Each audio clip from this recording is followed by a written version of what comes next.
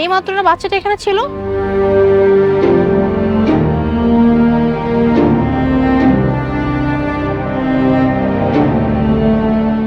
কি ব্যাপার, তুমি এখানে গাড়ি কেন মুছতেছো? আন্টি, ছোটবেলায় আমার বাপ মা আমারে শিখাইছে যদি কারো কাছে থেকে কিছু নিলে তার প্রতি কৃতজ্ঞ থাকতে হয়। আর আপনি তো আমারে খাওয়ান দিয়েছেন, এর লিগে আমি ভাবছি আপনার গাড়িটা আমি একটু মুইছা দেই। বাহ, তোমার মা বাবা তো তোমাকে অনেক ভালো শিক্ষা দিয়েছে, তাও এই বয়সে।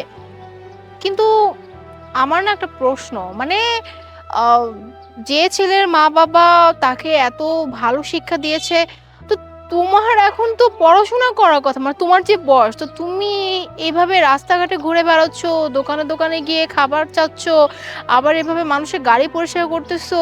আচ্ছা, তোমার মা বাবা কিছু বলে না তোমাকে? মানে তোমার মা বাবা কি তোমাকে পড়াশোনা করে না? আন্টি, আমার বাপে একটা রোড অ্যাক্সিডেন্টে মারা গেছে। আমার মা এই কষ্ট সইতে না পাইরা আমার মা স্ট্রোক কইরা প্যারালাইসিস হয়ে গেছে গা। আর এখন আমার মা সবসময় ঘরে পড়া থাকে। আমার মা কোনো কাম করতে পারে না, সব কাম এখন আমারই করতে হয়।